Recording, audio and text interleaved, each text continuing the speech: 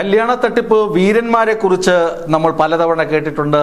10ഉം 20ഉം കല്യാണം കഴിച്ച വീരന്മാർ വരെ ഉണ്ടായിട്ടുണ്ട്. ഇതാ 10 കല്യാണം കഴിച്ച ഒരു കല്യാണ വീരത്തി പോലീസിന്റെ വലയിലായിരിക്കുകയാണ്. എറണാകുളം കാഞ്ഞിരമറ്റം സ്വദേശി രേഷ്മ എന്നാണ് ഈ യുവതിയുടെ പേര്. ഇവർ 10 കല്യാണം കഴിച്ചു. 11ാമത്തെ കല്യാണം തിരുവനന്തപുരത്ത് നിന്ന് കഴിക്കാൻ വേണ്ടി ഇങ്ങനെ ഒരുങ്ങി പന്തലിലേക്ക് പോകാൻ വാഹനം കാത്തു നിൽക്കുമ്പോഴാണ് പോലീസ് വാഹനമെത്തി രേഷ്മയെ പൊക്കി അകത്താക്കുന്നത്. സംഭവം കേട്ടുകഴിഞ്ഞാൽ രസകരമാണ്. ഇക്കഴിഞ്ഞ മെയ് 29-ാം തീയതി തിരുവനന്തപുരത്ത് ഉള്ള ഒരു പഞ്ചായത്ത് അംഗം, CPM-ന്റെ പഞ്ചായത്ത് അംഗം, ഞാൻ സ്ഥലവും ആളിൻ്റെ പേരും ഒന്നും പറയുന്നില്ല, അദ്ദേഹമാണ് ഈ കല്യാണ തട്ടിപ്പുകാരിയെ പിടിച്ച് അകത്താക്കുന്നതിന് സുപ്രധാനമായ പങ്ക് വഹിച്ചത്. അദ്ദേഹത്തിന് ഒരല്പം ബുദ്ധിശൂന്യത സംഭവിച്ചിരുന്നുവെങ്കിൽ ഒരു 5-6 ലക്ഷം രൂപ അദ്ദേഹത്തിൻ്റെ കയ്യിൽ നിന്ന് നഷ്ടമായേനെ. ആ ശൂന്യതയല്ല, അദ്ദേഹം ബുദ്ധിപൂർവ്വം പെരുമാറിയത് കൊണ്ട് സാമ്പത്തിക നഷ്ടം ഉണ്ടായില്ല, മാനഹാനിയും ഉണ്ടായില്ല. അദ്ദേഹം കൃത്യമായി തട്ടിപ്പുകാരിയെ പോലീസിന്റെ കൈകളിൽ ഏൽപ്പിക്കുകയും ചെയ്തു.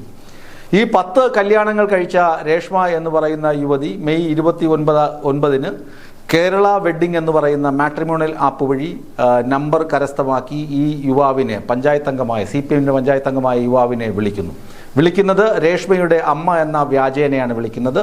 മകളുടെ കല്യാണാലോചന പറയുന്നു. എന്നിട്ട് മകളുടെ നമ്പരാണെന്ന് പറഞ്ഞ് ഒരു ഫോൺ നമ്പരും കൈമാറുന്നു. തുടർന്ന് രേഷ്മയുടെ വക തുരുതുരാ മെസ്സേജുകൾ ആർക്ക് ലഭിക്കുന്നു? ഈ പഞ്ചായത്ത് മെമ്പറിന് ലഭിക്കുന്നു. അങ്ങനെ മെസ്സേജുകളായി, ഫോൺ വിളികളായി. ആലോചിച്ച് നോക്കണം, 2025 മെയ് 29-നാണ് ഈ ആദ്യ ഫോൺ കോൾ വരുന്നത്. അതിനുശേഷം മെസ്സേജുകൾ. വളരെ ചുരുങ്ങിയ ദിവസങ്ങൾ കൊണ്ട് തന്നെ ഈ പെൺകുട്ടിയെ വിവാഹം കഴിക്കാമെന്ന് ഇദ്ദേഹം സമ്മതിക്കുന്നു. ആ പെൺകുട്ടിയും ഡബിൾ ഓക്കെ പറയുന്നു. പിന്നീട് വിളിക്കുമ്പോൾ രേഷ്മ പറയുന്നു, അമ്മ എന്നെ ദത്തെടുത്ത് വളർത്തിയതാണ്, ഇപ്പോൾ അമ്മയ്ക്ക് വിവാഹത്തിൽ താല്പര്യമില്ല, എനിക്കാണെങ്കിൽ താങ്കളെ അങ്ങ് കല്യാണം കഴിച്ചോളാൻ വയ്യ, ഞാനിതാ താങ്കൾക്കൊപ്പം വരാൻ തയ്യാറാണ്, എന്നെ സ്വീകരിക്കുമോ എന്നൊക്കെ ചോദിക്കുന്നു. പാവം CPM-കാരൻ കരുതി എന്താണ്, നേരെ പോ, ലൈനായതുകൊണ്ട് ശരിയായിരിക്കുമെന്ന് കരുതി എന്നാൽ പോന്നവളാനും പറഞ്ഞു. അങ്ങനെ ഈ യുവതി തിരുവനന്തപുരത്ത് വെമ്പായത്ത് വന്ന് വണ്ടി ഇറങ്ങുന്നു. ഇദ്ദേഹം അവരെ പിക്ക് ചെയ്ത് സ്വന്തം ജ്യേഷ്ഠ സഹോദരന്റെ വീട്ടിൽ കൊണ്ടുചെന്നാക്കുന്നു. അപ്പോൾ തോന്നാം, എന്തുകൊണ്ട് അപ്പോഴൊന്നും ഇദ്ദേഹത്തിന് അറിയില്ലേ, പോലീസ് സ്റ്റേഷനിൽ കൊണ്ടാക്കിക്കൂടെ എന്നൊക്കെ ചോദിക്കാം. അതല്ല, ഇദ്ദേഹത്തിന്റെ വീട്ടുകാർക്കൊക്കെ അറിയാം, എങ്ങനെയെങ്കിലും കല്യാണം കഴിച്ചാൽ മതി. പാർട്ടി പ്രവർത്തനം എന്ന് പറഞ്ഞ് നടന്ന് കല്യാണം കഴിക്കാൻ വൈകിപ്പോയ ഒരു മനുഷ്യനാണ്. അതുകൊണ്ട് എങ്ങനെയെങ്കിലും ഒരു കല്യാണം കഴിക്കുക, അതിനുവേണ്ടിയാണ് ഈ കേരള വെഡ്ഡിംഗ് മാട്രിമോണിയൽ സൈറ്റിലൊക്കെ പേരൊക്കെ രജിസ്റ്റർ ചെയ്തത്.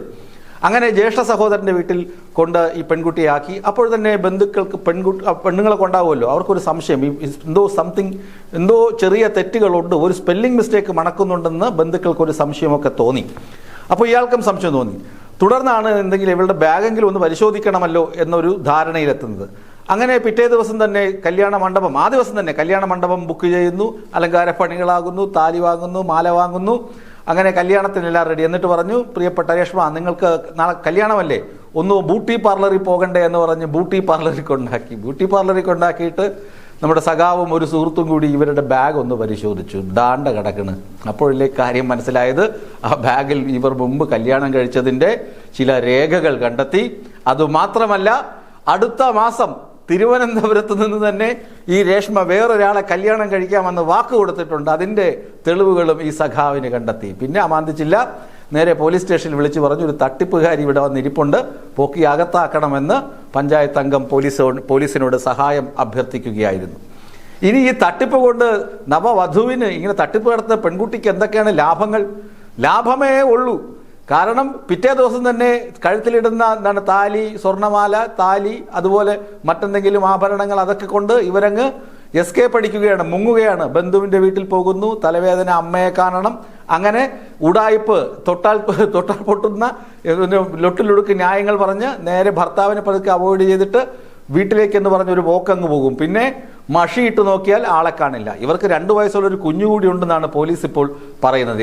ഏതായാലും പിന്നെ അതുമല്ല, മറ്റൊരു വിശേഷം, 45 ദിവസം മുന്നേ, അതായത് ഈ പറയുന്ന CPM യുവ നേതാവിനെ കല്യാണം കഴിച്ച് ട്രാപ്പിലാക്കാൻ വരുന്നതിന് 45 ദിവസം മുന്നേ രേഷ്മ എന്ന ഈ തട്ടിപ്പുകാരി മറ്റൊരു ചെറുപ്പക്കാരനെ കല്യാണം കഴിച്ച് വഞ്ചിച്ചിരുന്നു, തട്ടിപ്പിനെ ഇരയാക്കിയിരുന്നു. അയാൾ ഇട്ടുകൊടുത്ത സ്വർണ്ണമാലയും സ്വർണ്ണവളയും ഒക്കെ അവിടെ അതുകൊണ്ട് മുങ്ങിയതാണ്.